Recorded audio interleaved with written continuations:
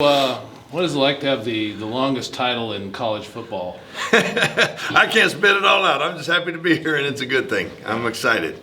When you left Central Michigan, what was the plan? Were you considering keeping coaching or retiring, or what were you? No, I'm too young to retire. That's not going to happen. I was looking for work to be the next great landing spot, and this was it. It was awesome. We've got a great relationship with Coach Bray and some of the other guys. Getting back out west was important to me, and I think we got a great thing going here. So I was really excited. I got invited to come be a part of it. I think it's going to be cool. How was the job explained to you?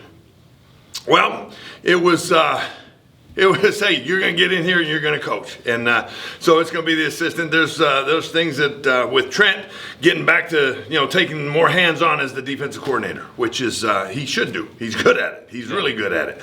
And I also know, having been a defensive coordinator and having been a head coach, the ways you can get drawn a little bit. And so, that was kind of what we talked about. There's some areas where you get drawn that's going to pull him to handle the defense that I can maybe pick up some other areas for him. And as he feels it needs to be directed. And I'm still working with the guys, the outside backers, and so it's cool. Outside of the coaching part of it, how do you feel like you can contribute as the head coaching part of that? Where do you feel like you're best suited to help there? Well, I think there's provide input.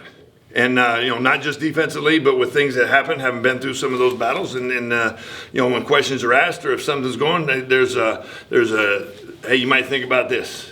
He's the head coach. He's going to make those calls. But I think it's good to have somebody that's maybe danced through that to help out with that a little bit. I know that was something that was important to me when I was a head coach, when I had guys with experience on my staff that had maybe been in that role before. Well, that helps because you don't know till you sit in that position, and he's still the head coach. He's going to do all those things, but I think maybe where I can, some areas that I got a couple years of experience of having done all this. We say, hey, here's another something to think about, and then he makes a call that fits what we do best. Now your connection to Trent is more through Craig, isn't it?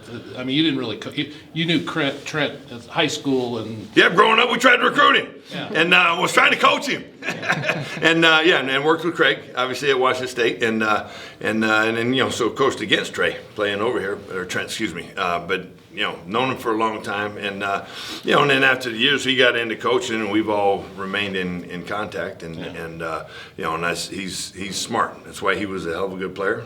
Why we wanted him to come play for us too. But he was obviously one of the best that's played in this conference when this conference was at its best, and he's good at what he does. So it's a pretty cool thing, I think. Yeah. Last year, this was a defense which maybe wasn't as productive in some areas, rushing the passer, and others that as they would have liked to be. What do you see having to happen to improve this defense for next year? Well, I think we got there's some new faces probably that are in to play here on the field as well as in the staff on the field. That got to get everybody on the same page, and there's got to be more production. There's no question about it. And I know that's why Trent wanted to get back involved. He wanted to be hands-on to fix it, and so we've got to be able to pressure quarterbacks better, and we got to be able to make a difference and command the ball game. That's what the defense is supposed to be able to do. I know it's practice, but there have been times in camp so far where we've seen some pressure. How are you feeling about what you're seeing from that D-line at this point? Well, what I think is really cool, I'm seeing some guys that are working real hard at it, and they're hungry to learn. They're hungry to work, not just on the field. And I see when we go back on the field, they're working to do things that we've talked about or that we've drilled. And so that, I think, is a real cool thing, especially when some of them, they're like me. Well, I just had my, fifth practice as a Beaver. Well, there's a couple guys in that same situation.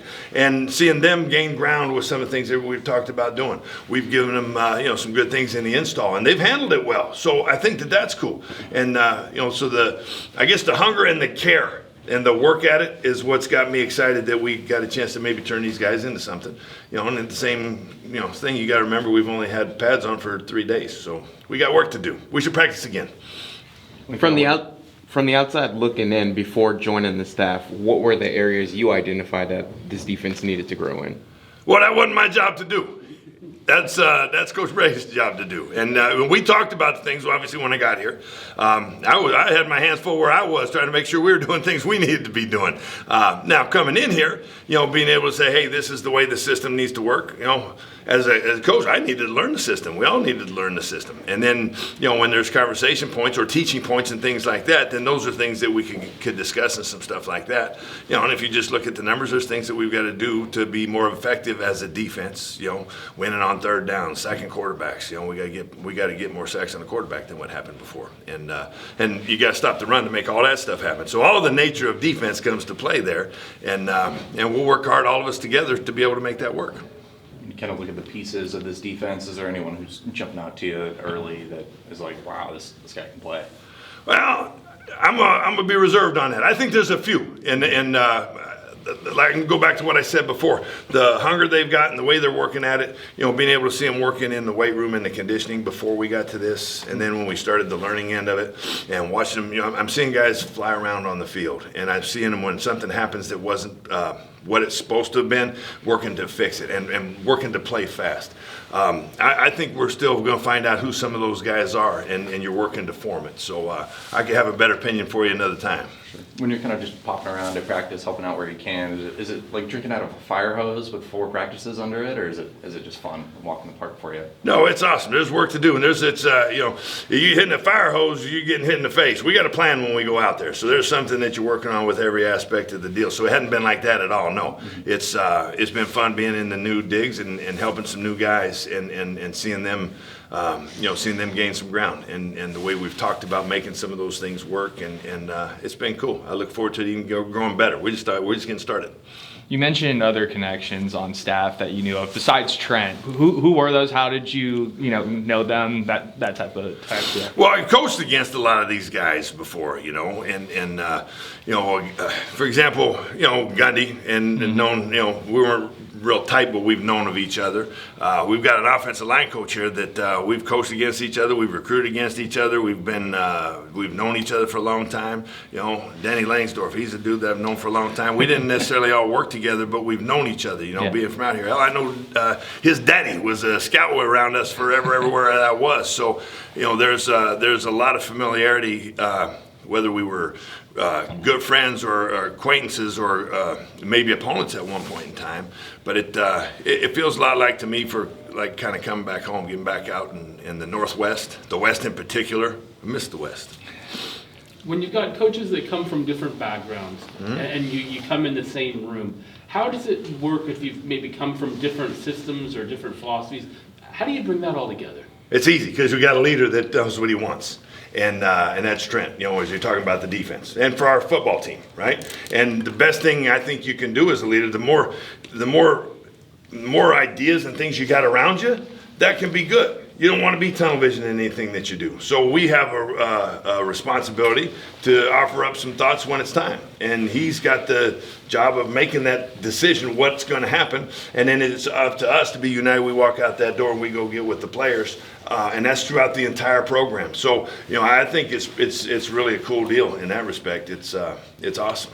Last question. Is that competitive nature still sort of there? You mentioned, coaching against a lot of these guys. Is it still a bit competitive when you guys get out there? That's why we do what we do, yes. I mean, it's, we're all Beavers here, but it's offense against the defense. And you want to win the 2-minute drill. You want to win every run. You want to win every play. So, yeah, that'll never, ever change. If that ever changes, we shouldn't be doing this. Thanks, Coach. Thank you.